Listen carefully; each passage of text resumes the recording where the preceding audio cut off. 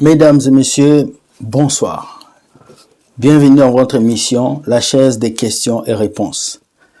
Bienvenue sur la chaîne Will Gospel Ministry TV, comme c'est écrit ici. Vous pouvez vous abonner, vous pouvez laisser un like et vous pouvez nous laisser des messages d'encouragement pour que nous puissions continuer toujours cette émission avec vous. Aujourd'hui, dans cette émission, le concept est de répondre à vos questions et de vous donner quelques réponses par rapport au thème biblique ou par rapport au thème de la vie. La question d'aujourd'hui, c'est la question de notre cher ami qui nous suit, qui s'appelle Barberine Galbi, qui dit « Bonjour frère Will, une femme est-elle autorisée au regard de la Bible à diriger une entreprise, une association ou autre? Une femme est-elle autorisée à devenir présidente d'un pays par exemple ?» Voilà. La question est assez simple, mais la question c'est oui et non. Une femme est-elle appelée à diriger une entreprise? Oui. La famille, c'est une entreprise.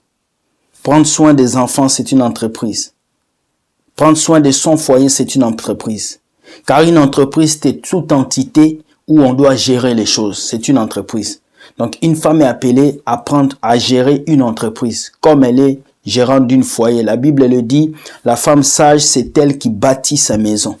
Alors, la femme a aussi le droit de gérer. Maintenant, dans la société, on nous a montré qu'une femme est capable de gérer les entreprises. C'est bien. Le développement a poussé les femmes aujourd'hui à gagner un salaire plus beaucoup qu'un homme.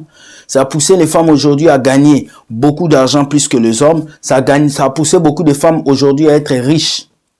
Mais le problème est que la plupart des femmes qui deviennent riches augmentent leur autorité sur les hommes, chose qu'elles ne doivent pas faire. Alors ce n'est pas mauvais qu'une femme soit présidente de la République, mais est-ce que cette femme va continuer à obéir à son mari? Est-ce que cette femme va continuer à garder sa place de femme au foyer? Est-ce que cette femme va continuer à obéir à son mari? Le problème n'est pas que la femme puisse diriger une entreprise. Le problème n'est pas que la femme puisse diriger une société. Le problème n'est pas que la femme puisse diriger un pays. Le problème est que est-ce que cette femme sera toujours soumise à son mari? Est-ce que malgré ses tâches, malgré son élévation, malgré son succès, cette femme va toujours être soumise à son homme? Parce que la Bible dit, femmes, soyez soumises à vos maris comme est dans le Seigneur. Ça veut dire, ma sœur, si toi tu espères diriger une entreprise, diriger beaucoup de choses, est-ce que tu pourras être soumis à ton mari? La seule chose à laquelle Dieu a dit que la femme ne peut pas diriger, la femme ne peut pas tenir les ministères de base. Dans la parole de Dieu, c'est bien écrit, Paul l'a bien spécifié. Pourquoi? Parce que la femme est dirigée par les émotions. Alors, quelqu'un qui a des émotions, il sera difficile pour lui de tenir ferme dans des postes clés de la société. Alors, si une femme peut devenir président, oui, mais ça va être une femme qui maîtrise ses émotions.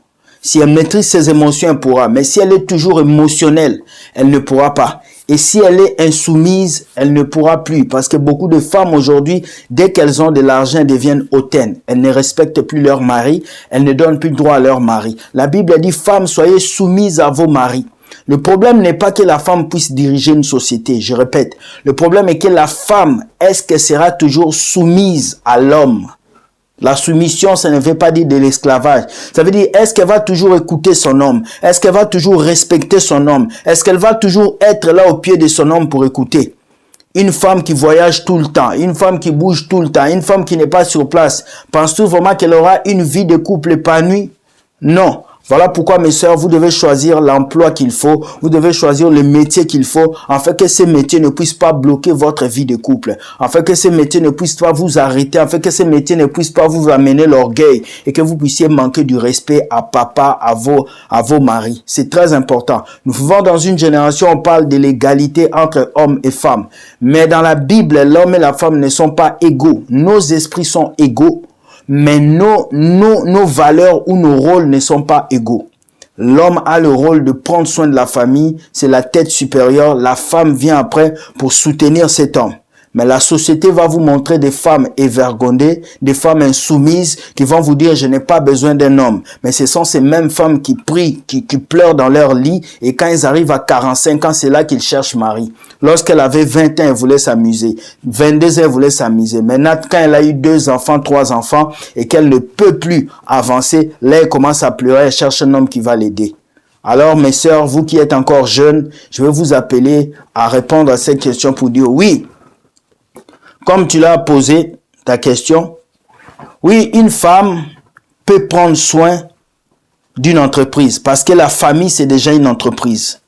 Prendre soin des enfants, prendre soin de la maison, c'est déjà une entreprise.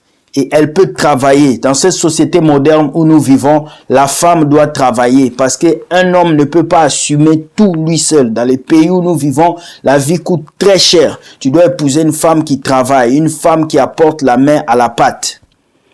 Une association, une autre. Une femme était autorisée à devenir présidente. Oui, il n'y a pas de différence dans le rôle. La femme peut diriger, mais la femme ne peut pas diriger les ministères majeurs.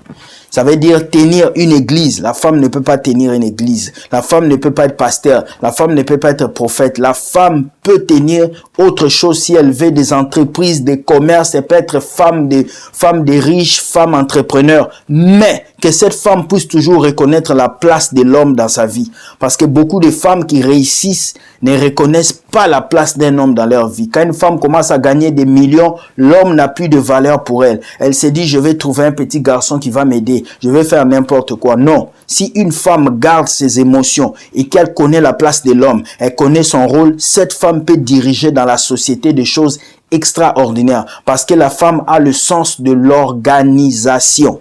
Voilà la réponse à ta question, mon ami Barberine.